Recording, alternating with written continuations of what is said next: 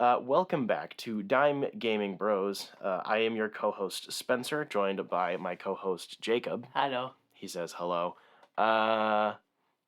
This is a show where the two of us talk about video games and tech news and video game adaptations and stuff and things and video games. We're cheap, which is usually a lie. These are some of the only things that we splurge on, but we try to do our best to be cheap, hence the name Dime, as if you could ever buy a video game for 10 cents. That's not true. GameStop will buy it from you for 10 cents.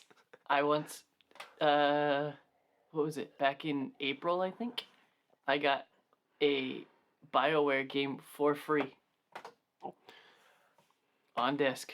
Cringe. I said no to it at first, and they're like, it's free though. I'm like...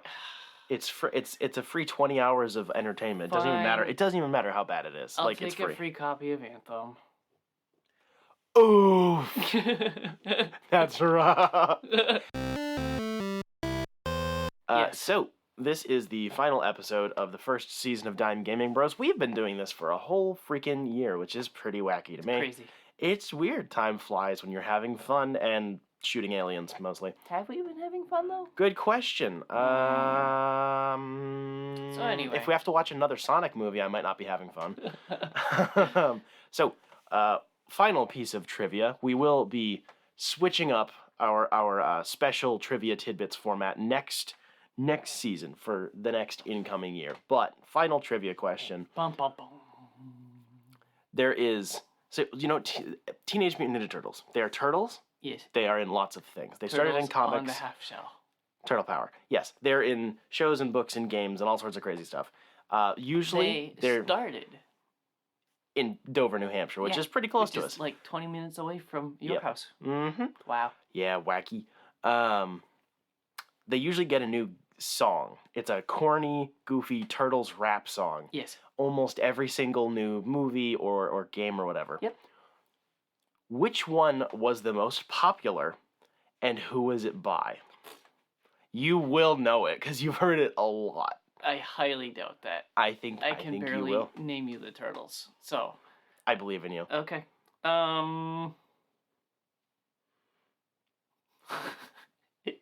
X gon' give it to you. No. Nice try, you Deadpool-brained child. Moving on to... I think you beat Dead Brain Child. Something like that. Moving on to more Turtles stuff. The two of us played Teenage Mutant Ninja Turtles Shredder's Revenge, which is a recently released beat-em-up arcade game developed by Tribute Games and published by Dotemu. I don't know words. And is obviously based on the Turtles. It's based on the comic books and then the 87 animated series. This game got them pixels. It's one of the pixel games, Because we both played it, it's going to be a cowabunga extravaganza. Wow. Thank you. Jacob is learning new words because of the Turtles. Interesting. It was released for Windows, Linux. They released things for Linux. That's great. Linux gets better game development, game support than Apple. Well, yeah, Apple doesn't count. Apple's not a real computer. Well, you're laughing at Linux. Because nobody says it was released for Mac OS. It also came out on the Switch, PS4, and Xbox One. Came out in this most recent June in the year of our Lord 2022. You see, Krang, the evil robot brain man, his body is in pieces because of reasons. And then a bunch of different bosses have parts of his body, and you gotta go chase him down, and then eventually he puts it all together and becomes a big boy, and you gotta punch him, and then he becomes the Statue of Liberty, and then you gotta punch her, and then the game's over. No. Then you fight Shredder twice. Again, yeah. This game is very simple. It is an arcade-style beat-em-up, It is so 16 levels long. each one lasting roughly 10 to 15 minutes. Yeah. We Probably suck. closer to the 10 minutes. We suck, but, roughly that neck of the woods. If you don't die a lot or have to restart, it's about 10 minutes. Each level, or the vast majority of levels, include a couple of collectibles that you can collect for some of the side characters from the animated series, like... Nasty bugs. Yeah, you can get some... VHS tapes. Crystal shards, There's a couple of elves that are looking for some crystal meth. Yeah, there's a They were handful really of those, happy and that's when we turned in the crystal meth. understandably so, man. They I was trying to find a good Breaking Bad joke, and there just wasn't one. They gave us 200 points for those rocks. Yeah, where'd those points go, though? I don't know. I don't know. Yeah, so it was probably under 20 collectibles in total, or somewhere in that 20 to 25 probably, Yeah, something like that. which is nice. I like that. It's like every once in a while you'd open up a door or like bust a crate, and you're like, "Ooh, look, a fly." Instead of it being like a collectible hunt, you're still focused on the gameplay. Right. And I like that each level tells you the the before you even start the level, it tells you how many things are in it and how many you've gotten. So Yes. it's simple to know which level you have to replay to And- get the thing. Yeah, and then at the end of the level, it gives you a nice little end screen with your time, total hits, longest combo, collectibles retrieved, etc. And it compares you to the other people you're playing with. I almost most of the levels ended with me getting an award for spending the most time in the air because I really liked spamming the jump attack. Mm-hmm. So I spent the most amount of time running away because I'm a coward. So speaking of gameplay, it's very straightforward, 2.5D beat 'em up stuff. There is a primary attack button, a special attack button, which builds up after a certain amount of landed hits / like combo extended. There's a combo meter for amount of hits strung together without getting hit, of course. there's a dash and a jump. Yeah. There's a taunt. I found out watching the tutorial after we finished the game last night that we could share our health pool by giving each other a high five. So that might have been helpful. That would have been so useful to know. But we were originally playing this with our other buddy Colin, which was the plan. We announced it. We were planning on having him on this show for that. But things kind of fell apart, and we all went our separate ways. The band disbanded this week.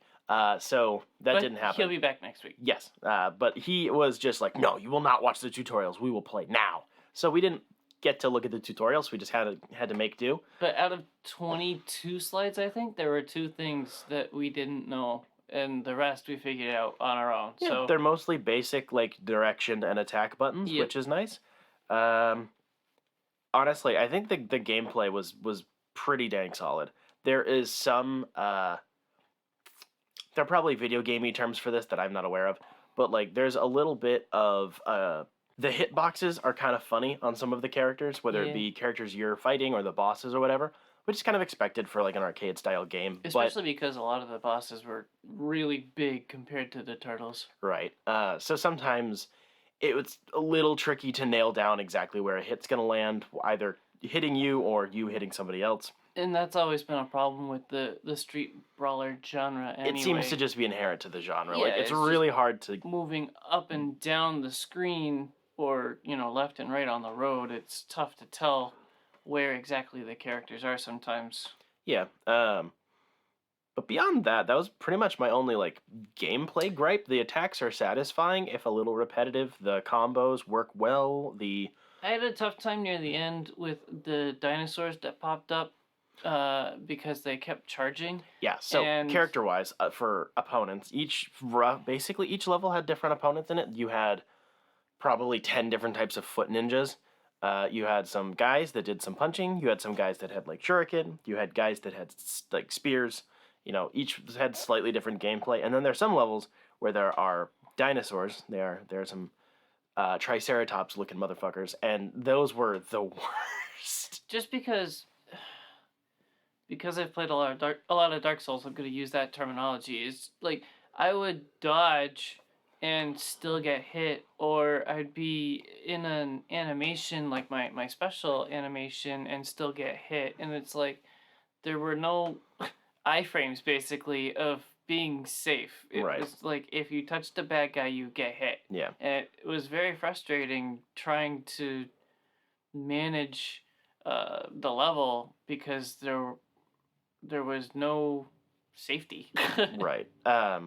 A lot of that I think also has to do with the fact that the hit animations are so long on the turtle's end. You get Yeah. hit and you get knocked on your ass, and it takes a minute to get up. There is no the nanosecond you stand back up, you can get knocked back down again. So it's a lot of relying on like the odds playing out in your favor that they're not right next to you, so you can get up and try start stringing together moves again. Right. That and the Rockmen, who have a similar attack pattern in terms of charging, and being big bulky bastards, was very fucking annoying. They had the similar issue for me. They don't attack you they don't poke you with their faces, but like it's easier to get behind them to attack them. But because they're so tall and they move fairly quickly, it was very obnoxious. The revive system was pretty neat, if very repetitive. So you get a certain amount of lives to start. After getting a certain amount of hits or scores or finding a life in a level, you get an additional life added to your life pool. And then if you get knocked down totally, then you have a little loading bar above your head with a countdown timer, and one of your buddies has to come over and put pizza in your face, which was cute. Pizza under your nose. I think it's cute, but it does get a little annoying. I mean, sure, I get that. Pizza is good, but it does get a little repetitive by the time you're hitting like the end game, and it's you're each dying numerous times. It's a bit much, but there is a level up system for every character. You can level them up the more you play, and after having played through the whole game, we're not exactly sure the benefits of leveling up. It would flash over the screen that you leveled up as you're fighting 100 bad guys at the time, and can't really take the time to look and see what happened, but it would say that your life bar has been extended a little bit, or you hit a certain level, so now you can use your special in a different button combo to do a different kind of special attack. It feels like I want to say the life count increased too, because I was starting levels with 5 lives and you were starting with 4, so I don't know. I suck ass. It felt more like the stat changes that would come with each level up were not either described thoroughly enough, or they weren't a big enough change for me to notice on my own. And because of the type of game this is, it encourages like a replay or 10 of them because of the way there's different characters, and they do have there's like 6 or 7 characters, and they all have different stats, which are slightly different. But that's a lot of work to do, and then it's like, oh, cool, so now you're God moded, and what's the end goal there? Does the game change when everyone is, max level, and then you can speedrun it in 10 minutes? Like, it doesn't really encourage me to go back other than just for the gameplay itself. It's like, I'm bored, I'll flip this on for 30 minutes, I'll pop out a level or two, and then I'll put it back. Yeah. At the end of the game, we unlocked the ability to play as Casey Jones, but that was like the only unlock from playing the game. Congrats, play it again. Yeah, there was not even a new game plus. Granted, it's kind of a new game plus in the sense that there's multiple save files, and I'm assuming you get to all of your characters like transfer over. I would think. I don't know. I mean, that's worth looking into, I guess. But it very much so feels like this is an arcade machine put into a controller, which is cool, and it has a high level of polish, but like it's not a full samey quickly. It's not a full release game. It's definitely more fun with people. The fact that we were playing together was a lot more enjoyable. If I was playing that by myself, I would have been like blasting music and getting angry. Yeah. But having a couple of drinks and talking shit the whole time really makes it go by a lot quicker. The bosses... It gets pretty zany, too. Like, the one time we played with Colin, there were 3 good guys on a what felt like a small screen, and a ton of bad guys. And there's a button that you can hit to find yourself in the mess. It'll flash useful. Like, this is me. Yeah. Which... you kind of need sometimes, because it's like, I cannot tell what is happening right now. Yeah, sometimes when they're moving around so much, and all the other characters also have really bright costumes, the color of your headbands can get a little lost in the fray. Level design-wise, nothing stood out as good or bad. It was just all fine. It was fun. I appreciate that none of the levels really overstayed their welcome, except for, like, one of them. One boss fight that you kept dying and I had to carry us. Yeah, that one was really annoying. But the rest of them, it lasted their good 10 minutes. There are some new enemies. There's some quirky scenarios. A new, hazard like a laser beam or something. That's what I was gonna say. Some cars driving by or laser beams. There were a couple of levels where the turtles ride their flying skateboards or whatever. The gameplay is exactly the same, which I kind of appreciate the fact it's an aesthetic difference. The Yeah. gameplay is identical. Yeah. You don't have to worry about actually using your board. Controlling it differently. It moves the same as you move, and enemies come and go on vehicles the same way they'd be moving normally. Right. It just makes it look neat. There were a couple sections within levels where they launch a bunch of drones, and those are flying enemies compared to the turtles. So you had to spam the jumping attack to get the drones. Yeah. And that was a little bit annoying because it's really hard to aim. It's like the problem of where is the bad guy on the road, but in the air, so it just multiplies the difficulty of figuring out where the bad guy is. Right. Do you aim at the bad guy or do you aim at his shadow? And then every game has a different approach to how they do those sorts of things, so it's just a crapshoot on figuring it out. General presentation was polished, if very straightforward. There was no frame rate dropping. The resolution was solid. The game looks good. It's pixel porn. Playing on current gen, and it's like maybe a gig-sized video game. You never know. Things it's really can be buggy. not demanding. It's definitely polished. I'll give it that. For being a small package, there was very few. There's no tech issues that I could recall. Mostly skill issues. Lots of skill issues. I suck. The sound design. That is one of my only negatives. The music was great. Yes. The music was fantastic. It is tough though. So there's a taunt button that you can hit that lets your character take a breather, and most of the characters will taunt the enemies, and it takes 15 seconds.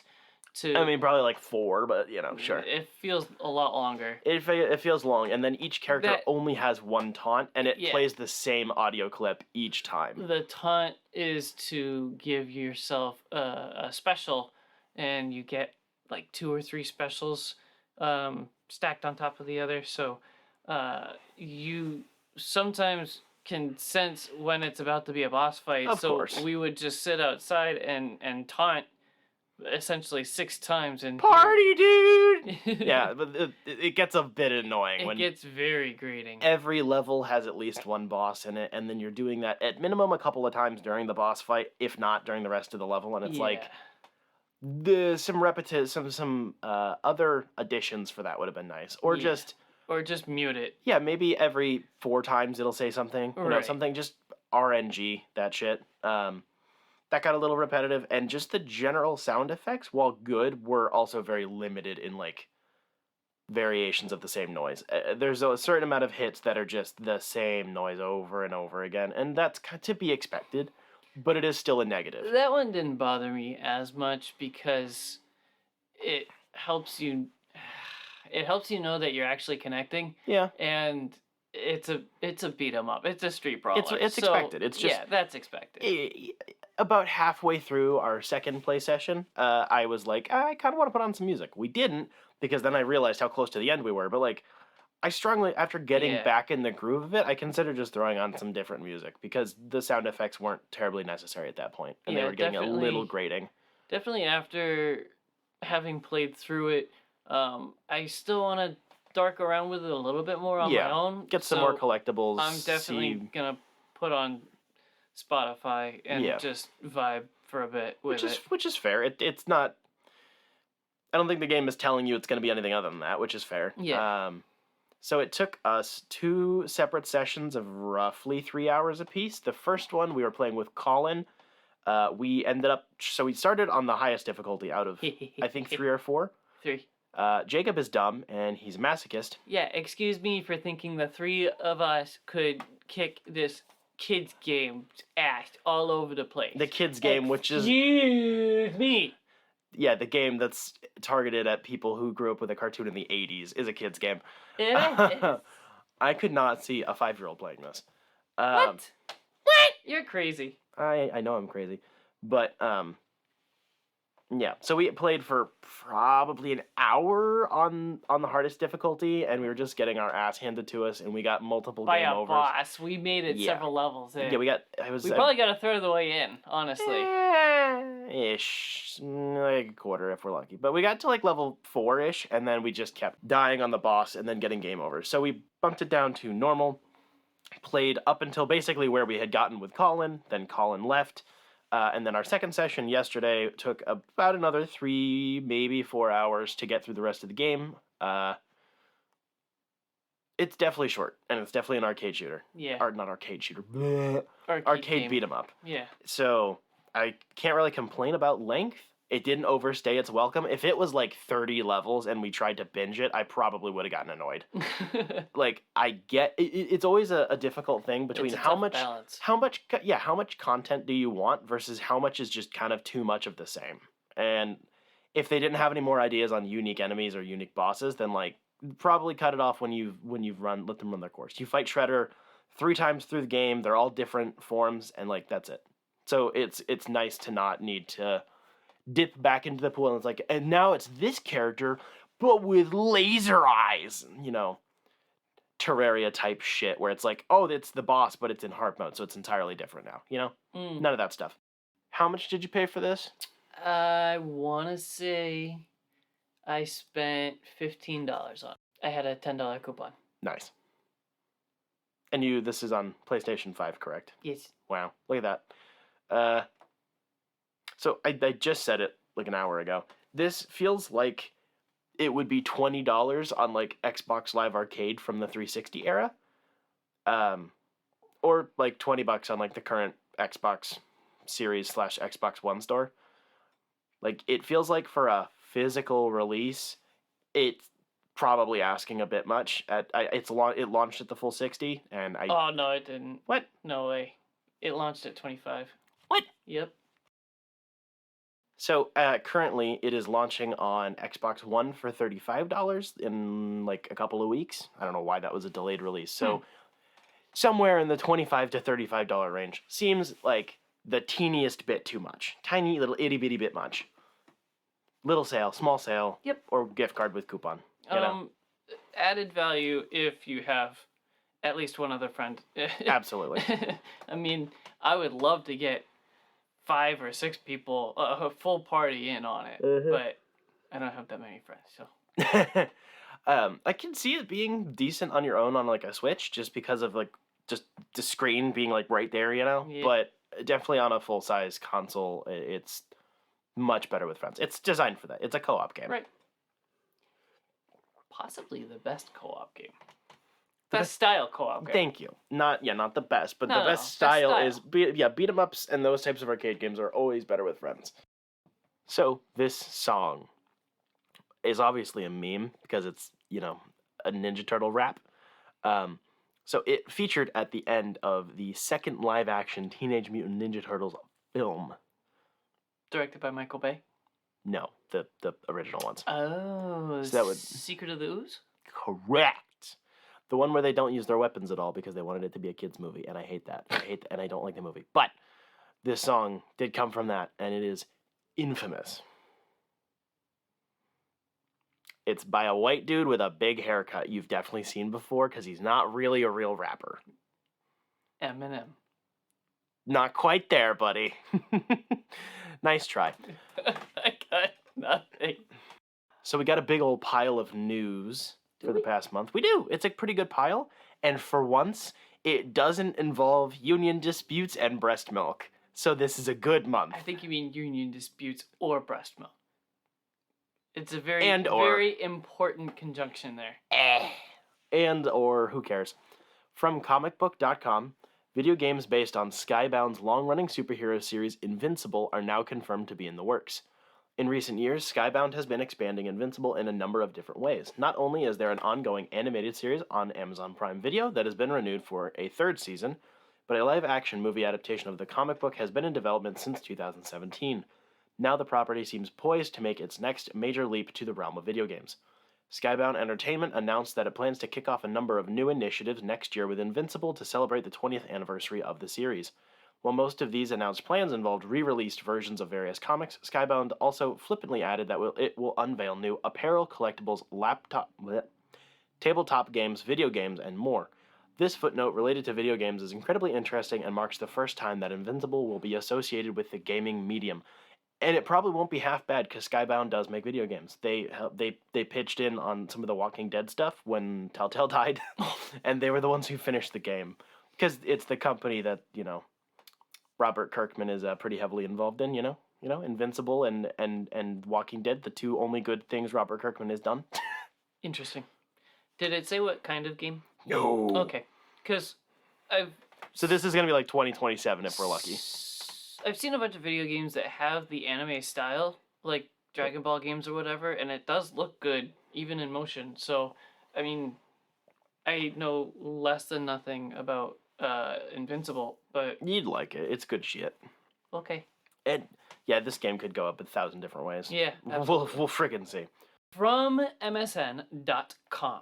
After rumors and leaks, including an early morning flub that revealed their entire showcase lineup, Konami has finally officially shared its plans for the Silent Hill franchise.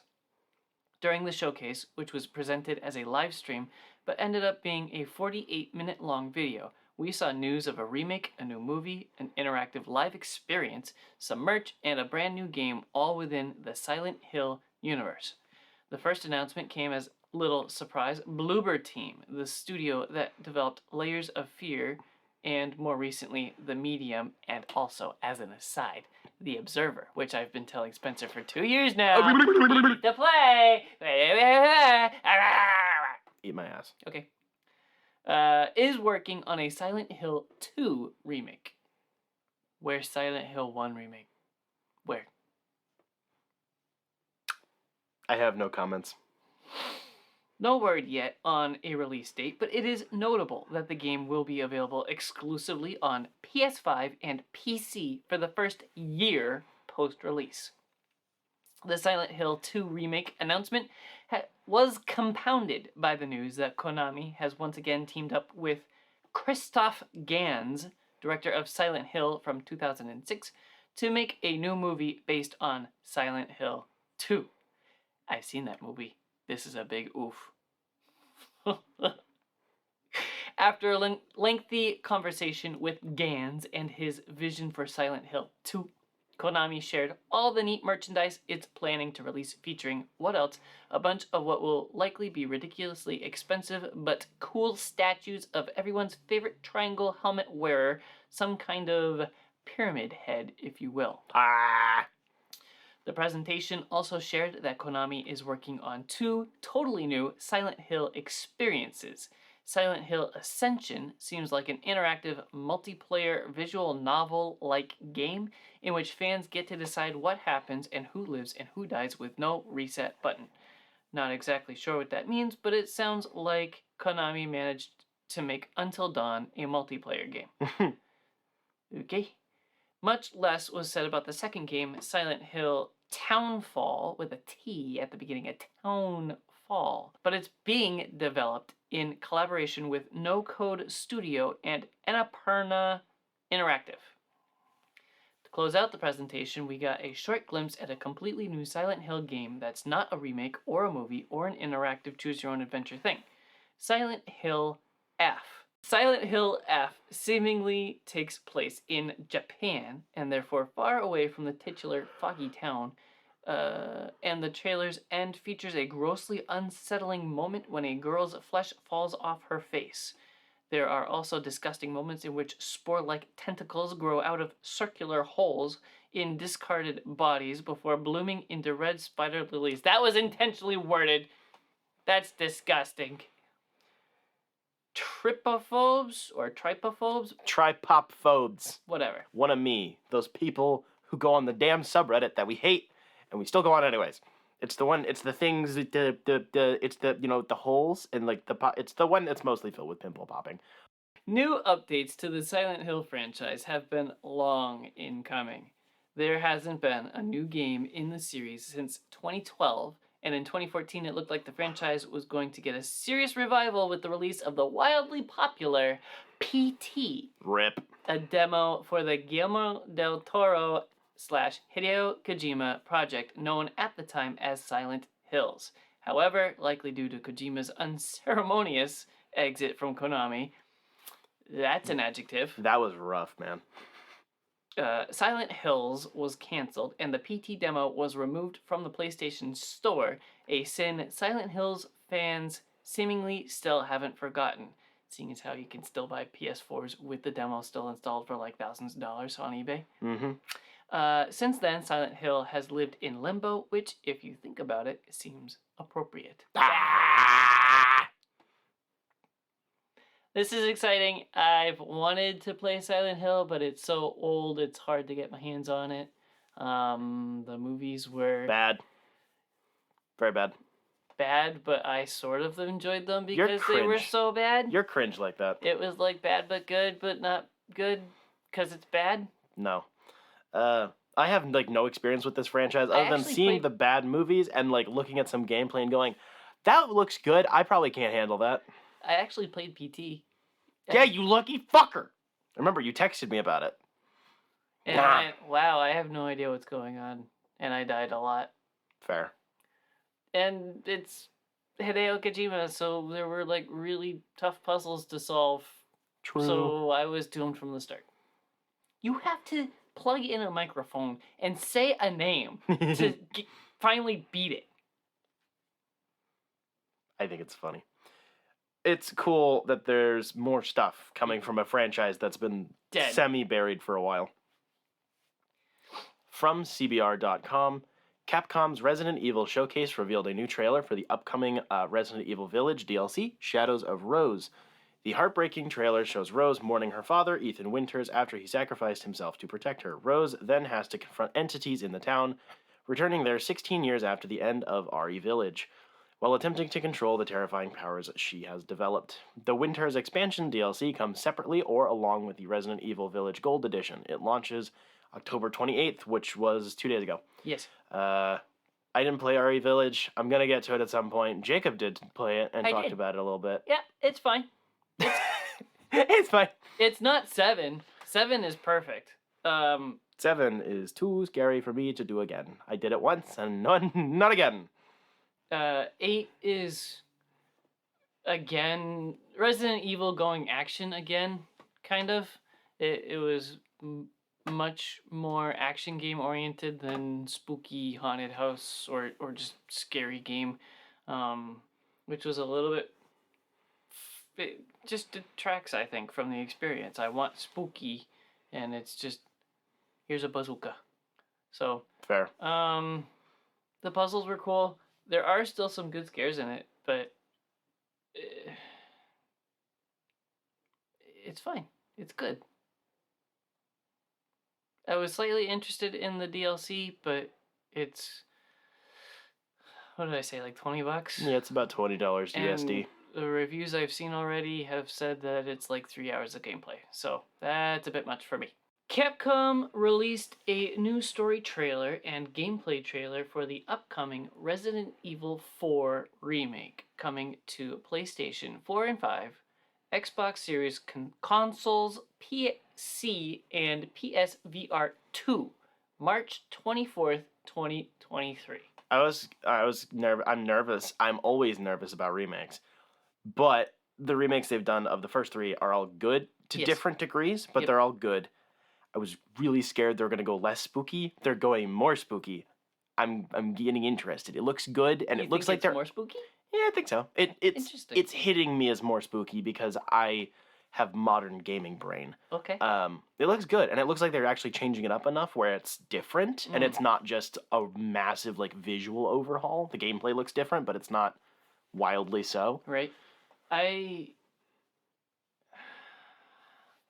downloaded the original and played a good chunk of it, but then my PS4 crashed or my controller died or something like that, and I couldn't finish it.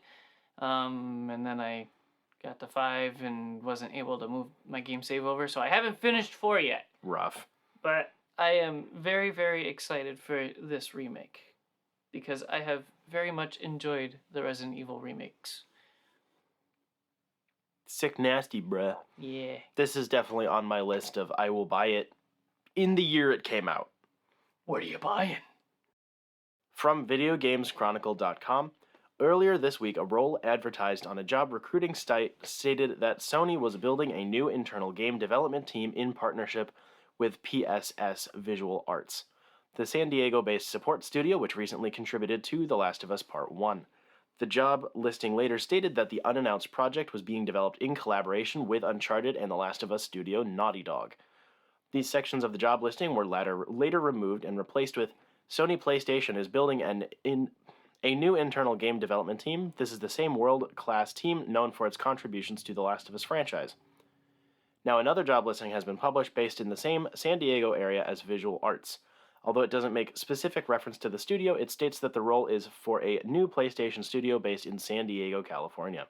It goes on to state that currently we are co-developing an exciting new project with Naughty Dog in a beloved franchise.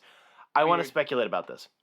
It's Jack and Daxter. Easy. I'm going to kill you. Easy, GG. Fuck you. I mean, that would be fine, I guess, but, like, obviously it's either going to be some form of Last of Us or Naughty Dog game.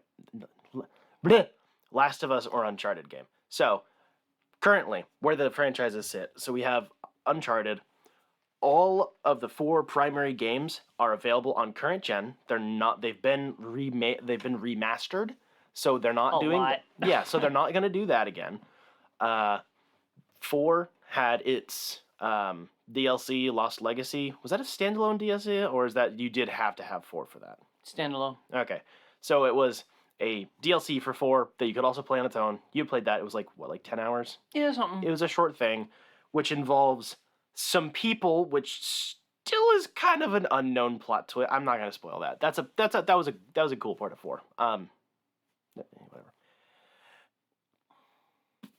I don't know if they're making another one yet. I have no fucking clue. I'm not like the biggest Uncharted guy in the world, but like it's a very successful series, but also they're not doing another one with Drake. So were they testing the waters with new characters in the DLC to see if they could hold a whole game? Question mark? It's entirely possible. Or I think it worked well. Yeah. Or on the other hand, Last of Us, the original game just got a full remake in the engine and in the art style of Last of Us 2. That came out like last month. And Last of Us 2 came out, I would say 2 years ago now. It doesn't feel like that. It feels like it came out yesterday because people are still bitching and moaning about it. I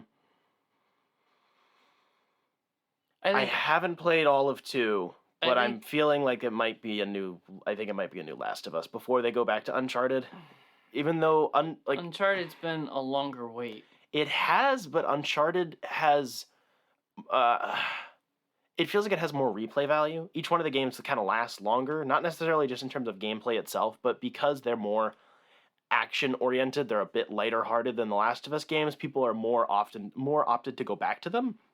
Versus Last of Us, people do it when they're depressed. You know, they just remade the first game, and it's like, it's another 20 hours of, like, it's long, and it's grueling, and it's fun. But, like, Last of Us is more critically acclaimed for a reason. It focuses a lot more on the drama aspects versus Uncharted's a pretty good balance of, like, blockbuster fun and also some pretty good drama. Sony's been going really hard with Last of Us. You've got the HBO show coming up. Yeah. Like you said, they just remastered the first one. The second one hit within the last 2 years. I want to say there's something else. It's just been a lot of Last of Us. Yeah, I would be really upset if this is another Last of Us entry. I don't know if I would exactly be upset. I could understand that they might want to capitalize on the new engine sooner rather than later, because they rebranded the first game, the remake version, as Last of Us Part 1, and because Last of Us Part 2 is Part 2, it feels like they want to make a complete package type deal. So it feels like a Last of Us 3 in the same engine, because it's been soon enough since they made the new engine, would feel kind of expected, I guess. Mm-hmm. The story leaves it off with plenty enough room for more stuff. I guess. I would prefer another Uncharted game. Yes. For sure, even if it's not necessarily Uncharted 5. Even if it's another like side, they might have to kind of put Uncharted to the. We're mostly doing side games now because they don't have the balls to make a full size entry without Drake. Yeah. I could go either way on this, honestly. It's just I think it's interesting. That's why I included it. Usually, like job listings are a nightmare to try to figure out what the fuck they mean, but that one was a little bit clearer. I'm already tired of Last of Us. There's been so much, and it's not even all out yet, and I kind of don't care. The first one just doesn't hit. So, Uncharted does other games though. Like, I said it as a joke, but it's been way longer since Jak and Daxter, and I think they did something else too. Another series. I gotta look it up. Technical difficulties. They did the original Crash Team Racing. That's definitely what the new game is going to be. It's going to be Uncharted, but a racing game. There you go. You have to steal the gold coins and shoot the other cart's balloons. It would be so bad. It's a battle racer. It's like a violet kart racer. You're shooting the other kart drivers. No, thank you. From Kotaku.com. Happy birthday to the Fallout franchise, which I'm currently treating as a real person and not a corporate-owned IP. You are 25 years old this year. Wow, how time flies. You are bigger than ever with multiple games, DLCs, mods, and now in-development TV show from Amazon. Let's see what Amazon got you and all your fans to celebrate this wonderful time. Oh, a single screenshot from the show that doesn't actually have... that doesn't actually show anything. First announced back in July of 2020, Bethesda and Amazon are working together on the upcoming live-action Fallout TV show set in the famous fictional universe of the games. And just like in the games, the series will feature underground vaults where small pockets of humanity survived a devastating nuclear war that destroyed the planet, turning most of it into desolate wastelands filled with mutants and other nasty things. For folks... Sorry. Every time you say mutant in the MCU, you have to play the fucking X-Men 90s cartoon theme. I want Deadpool to make a joke about it. Continue. For folks who have been waiting to get their first real look at the still unnamed Fallout show, well, Amazon decided to share a very tiny teaser with you all. Very tiny. A single screenshot from the show. That's it. Enjoy. Wow. Yeah, it's a single screenshot. Wow. It is a bit of a letdown. I was hoping for something. They're in Vault 33. That's the only thing that we know. It sounds like it's still a long, long ways off, so wow. Wait. Faux shizzle. From Kotaku.com. Sometimes the scariest thing isn't a giant monster or an army of zombies. Instead, it can be something so believable and straightforward that it feels like it could happen to you one day. Take, for example, a new trailer for an upcoming body cam horror video game going viral online. It only features one strange woman and a guy looking for his dog, yet the game's visuals and body cam perspective make it feel like a real clip you might stumble upon in some dark part of the web. As explained on the developer's Patreon page, Paranormal Tales, aka PT, get it, is being developed by two friends who are inspired by games like Alien Isolation, Resident Evil, Silent Hill, and PT. So PT was called PT because it was just a playable test. Yeah, I know. That's it. I know, it's great. The game, which is built in Unreal Engine 5, we're finally getting to games in 5, will consist of different chapters, each presented as a piece of lost footage obtained by a group called the Paranormal Tales Committee. In each episode, players will step into the shoes of the person wearing the body cam and experience the action from their perspectives, adding feelings of realism and voyeurism to the horror. The developers say that the game will definitely feature jump scares, anxiety, and maybe even spiders. Fuck you! According to the game's official website, each chapter will be set in different locations and tell various spooky stories like an anthology of terror. There is no release date for Paranormal Tales, though you can find the game on Steam and add it to your wishlist. The devs say this is a long-term project, which sounds like it might be a while before the game is out and playable. So this thing looks really freaking cool, and I will not be able to play it. I will shit myself so bad.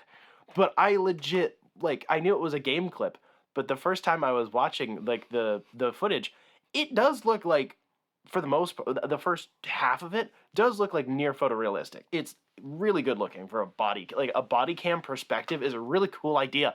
The first I'm gonna thing shit myself and cry though. I noticed is that the camera has a weird effect on the edges of the screen. So like you're walking through the woods and the trees look slightly bent. It's got like a fisheye effect on the camera, which is cool. Most of those types of cameras have a little bit of fisheye. Right, that's probably just a body cam thing. But the lighting looks amazing. Just Unreal Engine 5 has insane like technology. It's fucking nuts. It looks like a flashlight walking through the woods. It fades off quickly, and it doesn't. I really hate calling games photorealistic because it ages so poorly, but that is how a flashlight looks in the woods. Like it drops off so quickly. The foliage looked great. It looked just like stepping out my front door and walking through the woods. Like I've done that plenty of times. Oh yeah. The scary woman was funny to me because yeah, leave the dog. Slenderman's gonna step out any minute now, and it literally turned and saw the scary woman, and then it glitches to her crab walking backwards towards you. Like great scares. I think it's an interesting format, which is kind of cool. Like having just different anthology episodes with different types of horror. It also probably makes it a lot easier to release in chunks. Right. As a small dev team with a Patreon page. Right. Yeah, I'm curious to see how that works. How much of the story is gonna be relevant, I guess? How much of it is just, hey, we made something scary and we need to slap some story on it? Or Yeah. because they have a paranormal investigative team or whatever mentioned in the story. So, I don't know. I added it to my wish list as you were talking, so That's good. we shall see. Neat. I'm sure you'll play it at some point, and I will watch you play it from across the room. I was gonna say maybe this will be a live stream in a couple years. Maybe. This is general. This is the limit, though. This is the like. It's like asking me if I'm gonna go play Resident Evil 7 in like VR. Like no. I can't will not do that. I can't do love it. Resident Evil 7. That game freaked me out on a shitty 1080p TV. Yeah, I had to take many breaks for that. It was a lot. Like I was no. like playing it, going, no way will I ever play this in VR. Nope. And then this is like that's the thing. It's like no. Of course we're including jump scares, and it's taken from a first person's perspective with a shitty webcam. No, I don't care. It's meant to scare me. That's good. I'm sure it'll be very well done and polished and effective, and I'll love watching people play it. No, thank you. No. It just looks so good. Like it's only a minute teaser, and I'm excited for it. And I just found out about it. You're welcome. I find stuff sometimes.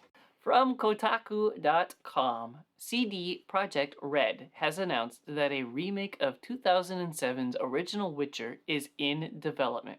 The project is being handled by Polish studio Fool's Theory and is being built from the ground up in Unreal Engine 5, using the same tools CDPR is creating for its own future Witcher games.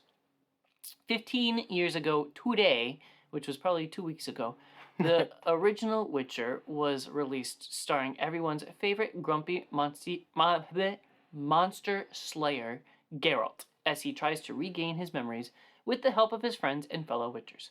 The first game, like other games in the franchise, is based on a fantasy book series by Polish author I believe it's Andrzej Sapkowski, but there's a Z and a J in the Andrzej, so sue me. Since its release, CD Projekt Red has gone on to make more Witcher games, as well as spin-offs like Gwent and the dystopian sci-fi action RPG Cyberpunk 2077. Are you up for a game of Gwent? But the third-person fantasy RPG was the studio's very first game, and now CDPR wants to update this classic for the next generation of gamers, and also put in the same engine as their next game. Hot. CDPR describes the remake as a modern reimagining of the original game. This is really fucking exciting, actually. Yeah, there's a lot of love for the original game and maybe the second one too. It's kind of like got a cult following. But it's really hard to play if so you're difficult. if you're not old. Like I've Yeah, not played games like that. It's I definitely couldn't an old do it. school game with old school game controls, and it's very difficult to get used to. I'm definitely excited for it, more so in the story sense, because that's gonna look so pretty in Unreal Engine 5 and all that. But like, so we both like the books, yes, Yes. we both like the books. We like the show. We like the lore. We like the he does the slashy growl. Fuck, it's all good stuff. But like, the fact that the games are like probably canonical after the books is such a weird idea. Because like there are different endings in the games, but like they're set after the books mostly. I don't think so. Most of them, it's complicated. Like it is complicated. The story they are. Yeah, because like I've played 2 one time. I didn't finish it, and it was good. It was just a little hard to get into because it was from like early 2 gens ago. It was like early PS3 and Xbox 360. And it literally starts with a questionnaire of how you played the last game's story. Yeah, and it's a completely different genre than the first game. And then the third one is a massive overhaul of the second one, which is cool. It's nice that the franchise can like reinvent itself like that. I highly doubt that the next game is going to be that different from The Witcher 3, but like I want the lore nuggets and the story from the first game, but I can't play it. Like I'd have to watch a really long YouTube video or like watch other people play it. So I'm excited to actually get to play it myself and get all the lore nuggets. You love you some lore nuggets. Also, Unreal Engine 5 is hot. Looks really good. Like, yeah, 4's been overstaying its welcome a little bit too long, in my opinion. From Kotaku.com. Well, I guess we're going back to Boston again, folks. Back to Boston, Bethesda announced this week that its post-apocalyptic open-world RPG, putting it as an RPG is generous, Fallout 4 will be refreshed on PS5 and Xbox Series consoles and PC next year with a bunch of enhancements and improvements. The news comes via the company's blog, which has been posting about the Fallout series' 25th anniversary all month long. Buried in the most recent post from today, Bethesda confirmed that a free next-gen update for Fallout 4 will drop in 2023. While there isn't an exact date, you can expect the usual next-gen polish pass on PS5 and Xbox Series consoles. Things like a performance mode for higher frame rates as well as 4K resolution support. The PC version already has both of these, while the Xbox Series X players previously had a 60 FPS boost patch from Microsoft. But this update will also include some much-needed bug fixes and additional Creation Club content. There you go. In other words, players on every other platform will get at least some benefit from this update when it launches. Fallout 4 is pretty mid, but this is still good. Like, the fact that most games from last gen, Xbox One and PS4, are still getting, like, at least visual updates, like, here you go, it'll now play 4K 60 as best as we can anyways. That's nice. It'll actually run at mostly 60 FPS. Right, because this current gen's hardware is, while a jump, it's like the same architecture systems as last gen, it makes sense that they're going to keep updating stuff because it's all backwards compatible. So, this is cool. I'm not going to probably play it again because Fallout 4 is, it's fine. But it's cool that they're doing it. I don't know. Fallout 4 was my introduction to Fallout. That's a rough place to start. Yeah. It had a lot of tech problems too. Not like that's new for a Bethesda game, but I wasn't huge on the hub building aspect of it, but no. The exploring part was fine. So, wow. Wowza. Epic, I think, just gave away Fallout 3 for free. So I plan on hitting that up and hopefully reviewing it in several months. Nice. Very nice. Nintendo and Illumination premiered the first teaser for the Super Mario Bros. Movie, coming to cinemas April 7th, 2023, which means, as an aside, that we will be reviewing that movie very soon at the end of April, so for the May episode of Season 2. I'm going to kill myself. The visuals actually look really good. They look amazing. For Illumination especially. Yeah. They have... I hate their animation style. Like, their in-house style is garbage. And it looks horrible. And it looks weird. It looks like a walking meme. It looks like it's, like, auto-generated child's content. Most of their movies have been hot garbage. But yeah, this thing does visually look really good. And it's pretty well in line with the already, like, established, current gen, last gen, like, Super Mario Bros. Aesthetic, which matches pretty good. Jack Black is having a blast as Bowser, and that's cool because, like, Jack Black is kind of a movie star in a sense, but, like, he is a personality, I think, more than anything else. Like, he does, like, I remember when the internet exploded when he started, like, doing gaming streams and shit. Like, everybody likes Jack Black more than, like, The Rock or, like, whatever. He's, like, everybody likes something he does, so I don't feel like it's out of left field to make him do a voice. It doesn't feel like celebrity voice casting. It feels like he has the talent to actually do that. He's done some pretty dramatic roles in his life as well. Like, he's a multifaceted dude most people just like for the memes. And then there's Chris Pratt. I really don't care. Everybody loves to hate about it. I don't care. It'll probably be inoffensive. It's just the disparity between the effort between the two of them is, like, kind of jaw-dropping. So there's such a huge cast in this movie. I don't think it's going to be a turd of a movie for us to review for this show. I think it'll be one of the higher notes, and so I am excited because it won't be as painful. I agree, but we're still gonna have a few drinks. And by a few, I mean a lot. If you say so. It looks good, and it'll probably sound fine. Yeah, it'll sound good. As I said when we watched the trailer in the theater last night, Anya Taylor-Joy as Princess Peach can sit on my face. I don't care. I have no filter, and I don't care. Anya Taylor-Joy is a great casting for a live-action Princess Peach. What are you doing? Why make her do the voice? Get her in the pink dress. Just saying. Moving on. Bonk. Bonk, bonk, bonk, bonk, bonk. From PCGamer.com, The Callisto Protocol, the fleshy, goopy space horror game from former Dead Space devs, has been canceled in Japan following a thumbs down from the country's computer entertainment rating organization. My heart dropped when I was skimming this article, and I had to slow down and read it again. In a statement posted to Twitter, the game's team says it's going to cancel the game's Japanese release entirely rather than make the changes necessary to mollify the ratings board. The statement is understandably in Japanese, but we can provide a basic translation. It reads, The Callisto Protocol's Japanese version has been discontinued. At present, it cannot pass the CERO rating. Before going on to say that the team decided that making CEROs required changes would not provide the experience players expect, so the game won't release in Japan at all. As you'd hope, Japanese players who pre-ordered the game will be getting refunds, but it's a shame that the game has reached this impasse with Japan's rating board. On the one hand, it does absolutely suck that they're not getting the game, especially because they're Japanese developers. But also, that means this shit's gonna be nasty, and I'm so here for it. I'm really excited for this game. You're gonna have a lot of Japanese people with a parrot on their shoulder and a bottle of rum in their hand going ahoy matey. Yeah. That's all I have to say. That's fair.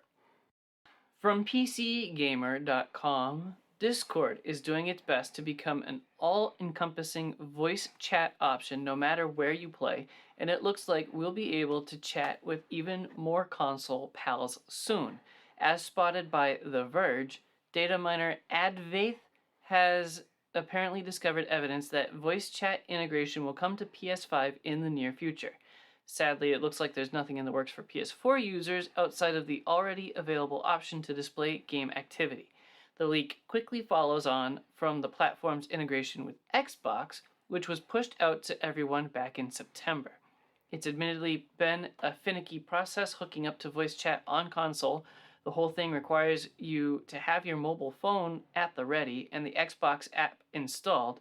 But with the phone requirement dropped soon, hopefully that means the PlayStation version will also be a simple few taps to dive into Discord voice channels. I have the same comments I had last time when we discussed it going to Xbox. This is cool and good. I don't care that much, though, because I don't socialize and I don't use Discord too much. Yeah. But it's cool that we're getting a pretty consistent thing across board. Instead of, like, Microsoft buying Mixer to have their own streaming platform that went to shit, and then they, like, sold it to Facebook because, like, they didn't want Twitch on Xbox or some shit. Like, it's better for this to have cooperation between companies than not. I kind of wonder if this is leading towards Like, multiplayer ease in developing multiplayer games because they won't have to include their own voice chat system. They can just say log into your Discord and That's fair. run it through the game.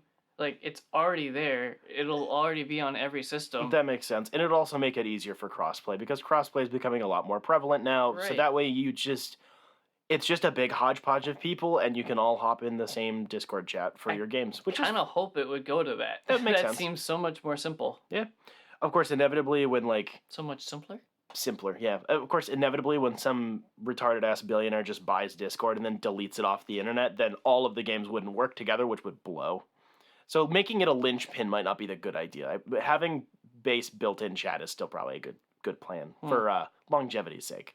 Last one. From PCGamer.com, Netflix anime series Cyberpunk Edgerunners showed up to give Cyberpunk 2077 quite a stim in the arm last month, but it was a one-time boost.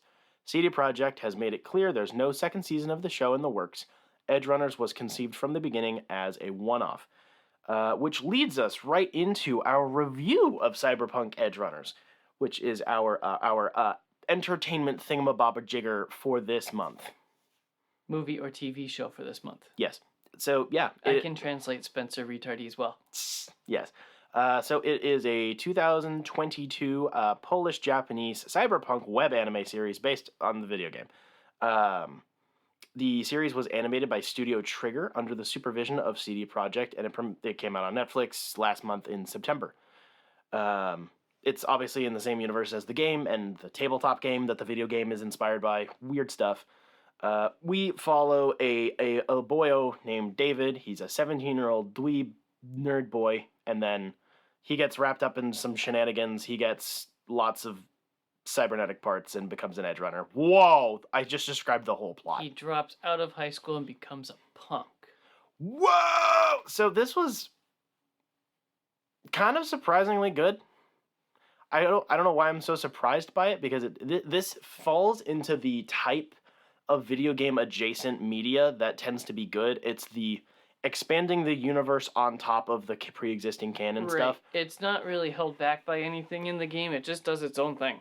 It's just set in the same universe. There's no real connections other than the same companies being referenced, and apparently the game now has like a side quest that's relevant to the anime, but like that's it. There's a lot of visual effects that are in the game, like all the phone call conversations, the I do like ringtone. those are nice.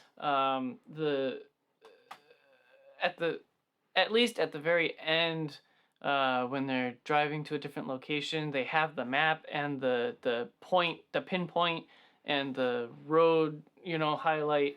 The whole map works the same way the game does, as far as colors and visuals. Makes sense. I have yet to play the game in any capacity other than watching people online because it's a fucking meme of a game. But I'll get to it. So there's a eventually. lot of visual and audio cues that carry over from the game. That makes sense. That was my point. That's good.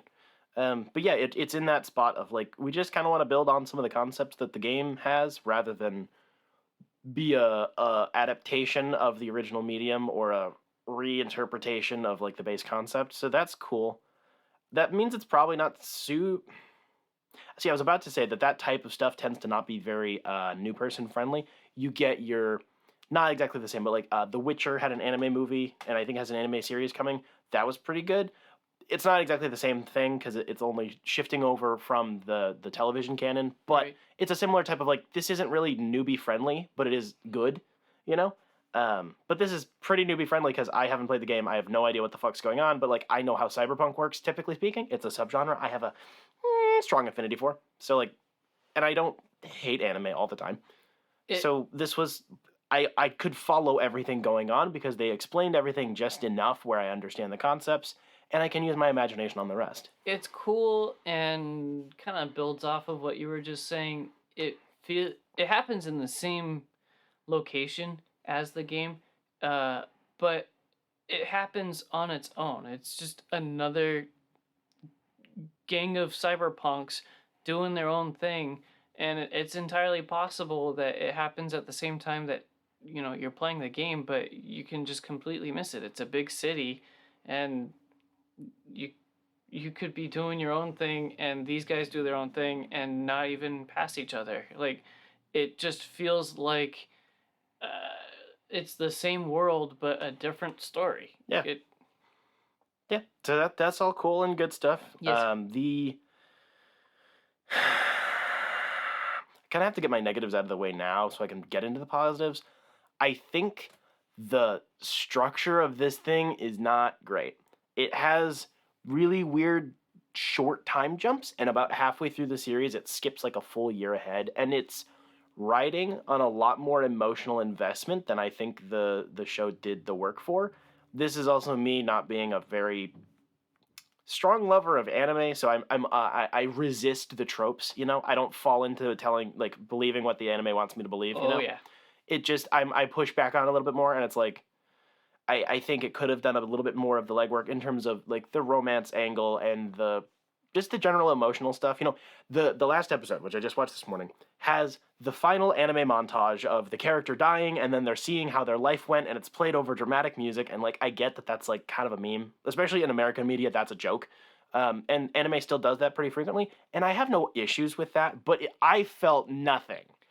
Because who can say yeah, exactly. where the wind blows? Right, and it's like I don't feel anything for this character. I don't dislike David, but I've watched less than 5 hours of anime. It's 10 episodes long, and each episode is about 20 to 25 minutes, including credits, which is fine. I like how short it is, but like trying to pull my emotions that much over such a short period of time I didn't buy in, Yeah, no, Which is I feel the same. I had to watch this show over many breaks because I'm really not much of an anime fan. That's fair. So I watched watch, it in like two episodes and Yeah. then just be like, okay, time to move on. Like, I'm getting bored. It's kind of feeling the samey. I watched it in 2 binge sessions of roughly half, and then I only had I had the last episode this morning. So Right. like it functions by all means. It's just 8 episodes? 10? 10. It functions, and it feels like if it wanted to be a bit more of an introductory piece of media, then it might have wanted to straighten out that structure a little bit better. But It's interesting because a lot of their jargon doesn't get explained, but you can kind of figure out what it means and where like it's going. the slang, like chooms is like Exactly. it's like essay basically. It's just like stuff like that. Like the filler words they use they're stuff I'm not familiar with, but it's like you can piece it together, and I like that it doesn't feel the need to overly explain that sort of stuff. Yeah. That's just good writing. There's a lot of characters for being such a short project. I have mixed feelings on all of them, but I don't know. I don't dislike any of them, which is something. Usually there's a character in an anime that'll drive me absolutely ballistic, and none of them did that for me. You and Colin were thirsty for one character that drove me crazy. I could not stand it. This character would be Rebecca, the short I stack. thought it was Lucy.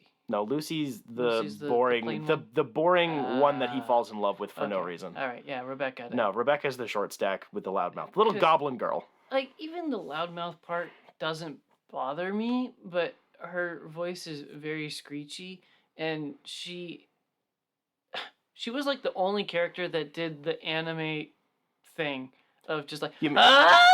Yeah, all the time. Yeah. Like, nobody talks like that. Yeah, I get it. I get it's it. It just it tickled a funny A spot in my brain. Huge anime thing Yeah. of just like. At least it was basically just the one character doing that. Yes. The rest, that is the thing I think that kept me not engrossed, but like following along without being on my phone the whole time, which is a low bar. But like actually just watching it was the fact that it took itself vaguely seriously. There wasn't the thing. My biggest thing with anime that I dislike is the like tonal dissonance between the subject matter and then the way that they usually do humor or And like now a kaiju runs in. right, or the way that they stop everything, it's like a freeze frame and then they spit out 50 jokes in a row, like that's a pretty common thing, especially in like the YA anime stuff, and it's like I get why people like that, but that's my biggest gripe with it, and this doesn't do that much. It has slow motion and they certainly have a couple of jokes here and there, but like it feels like a lot more like it feels like American writing, which is weird, but like the way that they write the humor feels a lot more character based than it does. And now we have the short one do a fart joke. Yes. The action was all pretty good. There's lots of fights and lots of guns. I dug most of it. A lot of violence. That is definitely the thing that this thing nails is like, oh wow, look, it's so bright and colorful. Oh, we just ripped his head off. Yep. Which is nice. That guy just got a hook through the face. It definitely kept me sitting on the edge a little bit, anyways. It like. Yeah, they killed Rebecca 5 minutes before the end of the show, which is fucking dumb. I mean, way to go out like a champ. They pretty much killed everybody. They killed off a lot of people. Like, the first half was pretty straightforward, and then the second half was like, oh, they're killing everybody, aren't they? That's why it was really no surprise to me that there's not going to be a season 2. Like, yeah, like there aren't that unless they did a completely different cast of people. Right. Like, there's nothing else they can do. Yeah. Yeah, action is good. The style was there. I probably won't watch it again. No. Maybe I'll the memes are funny. My man David literally said I'm built different. There's no way they were not aware that was a meme. There is no way. Like I mean, the Cyberpunk 2077 was mostly marketed by Keanu Reeves and the fact that everybody loves him. The CD Projekt Red is aware of memes. They're very definitely plugged in on the meme stuff. Oh yeah. So just saying, there's some cool meme moments in this which are funny, but like, meh. I enjoyed it. This is one of the best things we've talked about in terms of video game adjacent media, but I'm disappointed that this is what they had to do to get a massive boost in player base. Sequel approved. That is really weird. Because I guarantee a lot of the people that went and played the game after watching the show went, oh, this is what the game is like, and quickly dropped off. I haven't checked the numbers, but yeah, it got a huge player boost, and then I can't imagine those players stuck around for very long. Yeah, the game is not similar enough to the show. Like, I do love the concept of the game, but it falls apart as an open world. Oh yeah, quickly. So. I don't know. I do want it to work. Yeah. But it just doesn't right now. Yeah. So this is out of all of the TV show movie things we've talked about, I think this is probably the best one. I wasn't in pain for pretty much any of it. I'll give it that. And I enjoyed it. For a short binge of anime that I liked, I'd say I liked it. I'll forget it in like a few months. Yeah, I would put this a little bit below Cuphead. Interesting. Cuphead had me less hooked. This thing actually got me, reacting to what was going on screen, being like, ooh, ah. Yeah, but like, Cuphead, I could just throw on, It was less, maybe just because it was kind of less involved emotionally. It was like, it's just dumb slapstick stuff, And it's like, I'll watch a couple episodes, go to bed. That's interesting, because at the time, I would have said I enjoyed Cuphead more than you did, but I think you did, but like I don't know. I think this is probably the best thing that we have watched this year. I think this and then the 2 seasons of Cuphead, seasons in massive quotations, the 2 batches of episodes. I think they're in the same range of like adjacent to the game, animated, definitely made by devs. Just fun, nothing really to complain about. Nothing huge, but nothing like that exciting either. So, I mean, yeah, we're starting to see a pattern in what the fuck happens with these damn adaptations, but we're going to keep going forever because they're never going to stop making them. I have one last thing to say about Cyberweave, if you are all set. I dig the jacket. Continue. Most of our listeners know that I am a metalhead. I love big, loud, scary music. It did No, I say the thing. This is my point. I liked the music in this show. It was poppy. It wasn't aggressively anime. It honestly reminded me. it had the same vibes as like what's always playing in Jetpack. I don't know what station they listen to, but it's Yeah, that makes always sense. like that kind of grungy punk, pop, Yeah. rock stuff. That makes sense because that's a lot more up Cyberpunk's alley, judging by what the game looks like Yeah. in terms of musical style, more so than like so if this was a Blade Runner anime and it was like similarly styled, it would be like Doom or Wave, you know? Like it's they're despite the fact that they're in the same subgenre of Cyberpunk, they're very different tones, you know? Yes. So like I agree. It was definitely in line with the show. Some of the theme was pretty catchy. It's nothing insane, but you know, it was solid. Speaking of Jetpack Comics and Games in downtown Rochester, New Hampshire, they give us support. They let us Lots do of our emotional show. support. Yeah, lots of emotional support. Every once in a while, they'll hold our hand, and it just makes us feel nice, and it helps us continue on doing what we do. They are in downtown Rochester, New Hampshire. Like I said, they have comics and games. You should go and check them out and ask them anything nerdy that comes into your mind because they probably have an answer or they probably have a guy or girl on the crew that can answer your question. They are all super nerds. Go buy your Cyberpunk and your Witcher comics there because they got plenty of those too. They do have a good old video game comics The section. Witcher comics are okay. I have no interest in reading Cyberpunk comics. I'm sorry. Yeah. Also, a big thank you goes out to our. Oh, I wasn't gonna keep doing the credits because we still have trivia. Oh yeah, we're. I was retarded. just doing a random ass my plug. my brain just. It was the Humpty Hump that I was thinking of as a funny joke, as a funny guess to the Turtles song. No. Nice try. Thank you. Sir. Thank you. Not. Nope. You're wrong. The Humpty Hump, the Turtles. I hate you. I know. So, you might have heard of the artist known as Vanilla Ice at some time in your life. If I showed you a picture, you would know who he is. He's a big white dude who doesn't actually rap with a fucking high top. He Okay. looks like a skinny Duke Nukem Okay. in like a bad way.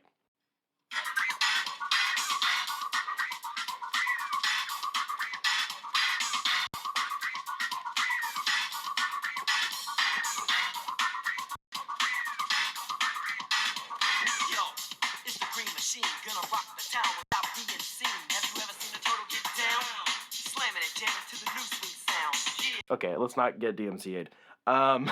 I've never heard that song. Really? Yeah. I'm impressed. It's the most popular Ninja Turtle song ever, mostly because Interesting. it's bad.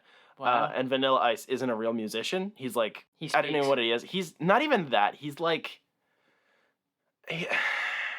DJ Khaled is technically a producer, so I guess that counts for him. But like, Vanilla Ice is basically DJ Khaled. It's like his name gets attached to stuff, and like technically he's the one saying the words. But one, it's bad and he can't perform. Two, he did not write it. And three, he did not write the music or perform any of the music. It's really bad. Wow. It's a classic meme, though.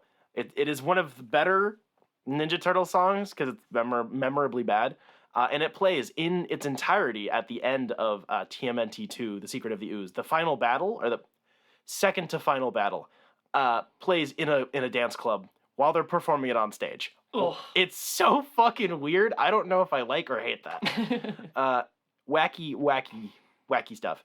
So next month, next podcast, next Dime Gaming Bros, Season 2, Episode 1. yes, we will have a slightly tweaked format. We're going to be doing some different stuff with our trivia. We got to bang out some details here and there, but we will be coming back refreshed and new for Christmas month. So we have all sorts of fun, snowy, Christmassy family fun things for next month's episode. So that'll be a blast.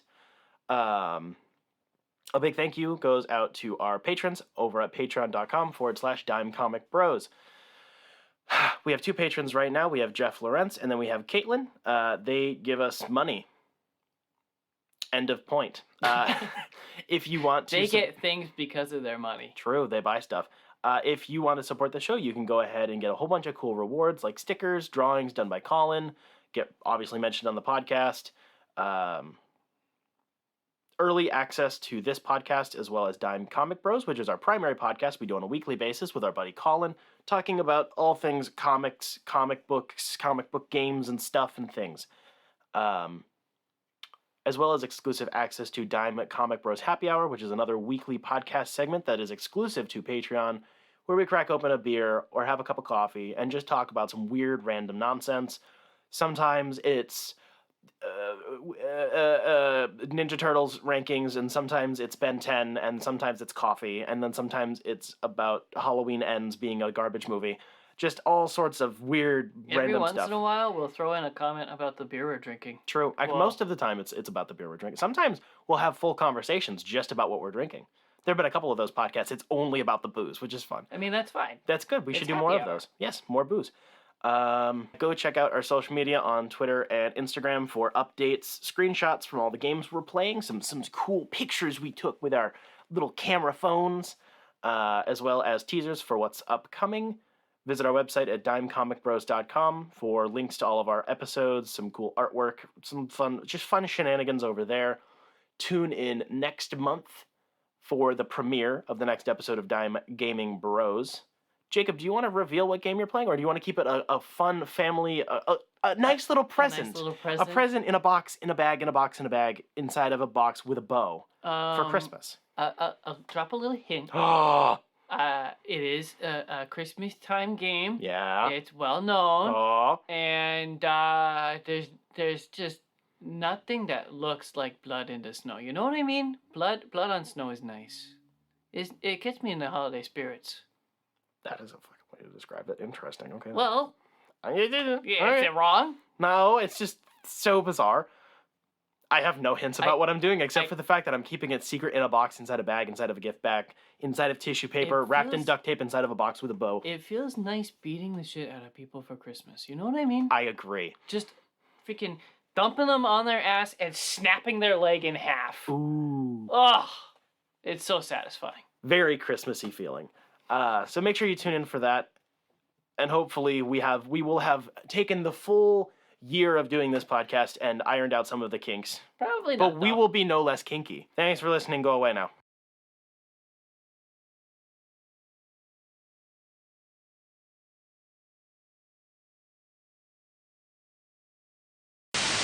Go Hi, away, Ryan. Ryan. No, don't banish Ryan to the abyss. Oh, that must have scared the crap out of you. You need to get off the internet. I know I do.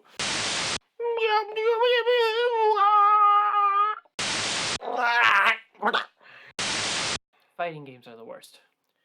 Yeah. Words and things. I forgot where was I going.